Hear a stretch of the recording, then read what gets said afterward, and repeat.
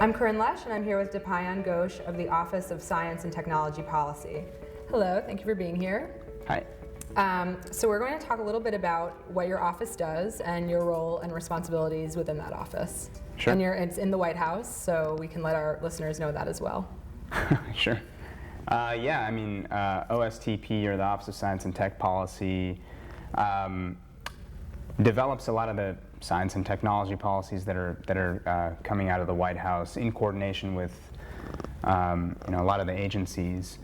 And in particular, I work on a set of technology policy issues, from internet to privacy issues to some education issues.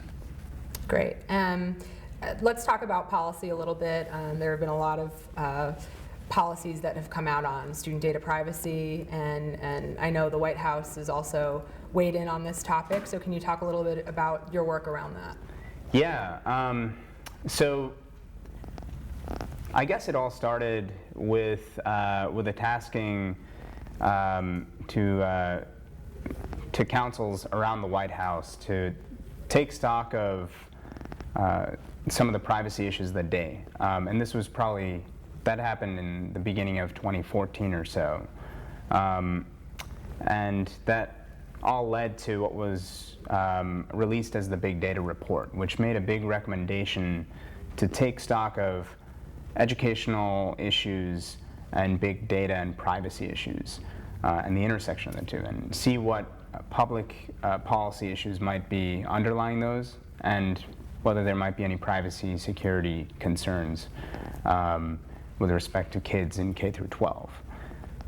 So we took a close look at kind of the statutory framework in that space and determined that it might make sense to take a close look at that and kind of compare FERPA and COPPA and develop a ledge proposal that could correct some of the underlying issues in that statutory framework. That's what resulted in what was announced by the President as the Student Digital Privacy Act, which has since been gaining some traction in Congress.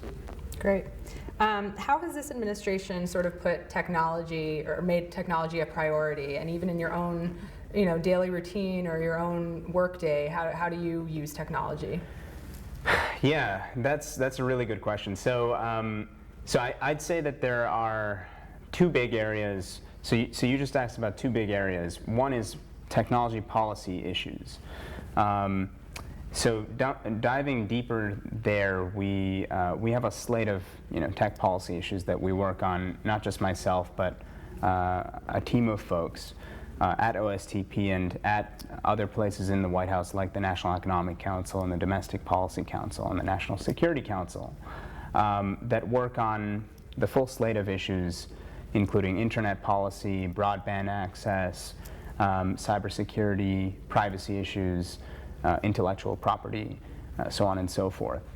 And we work very much in coordination with agencies and with the public to understand public sentiments and understand what the government has done and what the government can do in the future, whether that's through potential legislation that we could propose in partnership with Congress, or whether that's through administration policies, through whatever rights the president might have. And that's how we try to develop policy in technology, to make sure that all Americans have access to the technologies that are going to go into the 21st century digital economy, and that we really pursue open technology policies such that everybody has equal access, whether that's to the internet or devices or whatever it might be. The other side you alluded to in government technology. So you'd asked how I deal with technology, and that's a really interesting question, because even in the relatively short time that I've been in government for, only about a year and a half, I've seen huge upgrades in the technology that I'm using day to day, and also the technical experts that have been brought into government. And so, for example, we have new branches of government. I shouldn't say branches, since that means something else, but we have new divisions inside the White House and outside in the wider administration that are focusing specifically on technology. And we have CTO teams, CIO teams, and new digital strategy teams focusing on some of those elements. And they're working to upgrade the technology that we have to make us more effective as government officials.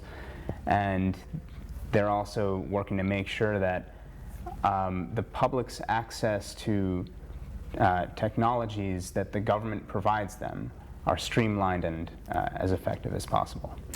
There's been this interesting focus lately on open educational resources, which are educational materials that are free and openly licensed that anyone around the country or world feasibly could access. And I find it interesting that it's coming, or that there's this attention on it a little later into the administration. What is the driving force behind that that's pushing it into the forefront, and what is some of the work around that you're doing? That's a good question. So there's this letter that we got, essentially, about a month ago, which was signed by more than 100 organizations in civil society, including I could refer you to the letter, which is at oerusa.org, which is signed by more than 100 organizations, which calls upon the administration to take steps to make available educational resources in a very open way, and particularly the fact that government produces a lot of educational resources, and we're behooved to find ways to make them available to the public as best as possible. I'm actually not sure exactly what kickstarted all of this, but there's been a lot of work in government to do this over the past several years, though not in a very coordinated way, I'd say. So we're certainly trying to make that happen in close partnership with a couple of the agencies in particular that are leading on this are labor, education, and state, and IMLS. And we're working closely with them to try to realize those things that are called for in the letter, and respond to the broader concerns of the public. And what would you say has been a particularly significant accomplishment, either a personal one for you at work or of the broader administration? Well, I mean, just working where I work is just an incredible opportunity every day, and all of my colleagues at OSTP would say the exact same thing, as well as at the White House. The opportunity to understand where we are today in government, understand the public sentiment, and try to take action to respond to the public in as effective a way as possible through meaningful policy. That's an incredible thing to have the opportunity to do. And I've had that opportunity in partnership with a lot of other individuals at the White House and in the administration on issues like privacy and some of the other technology policy areas that I'd mentioned before. So just in general, just being there is just an incredible opportunity. Great. Well, thank you so much for being here. We appreciate it. Of course. You can see all the rest of our videos on our YouTube channel, and for more information, go to edscoop.com.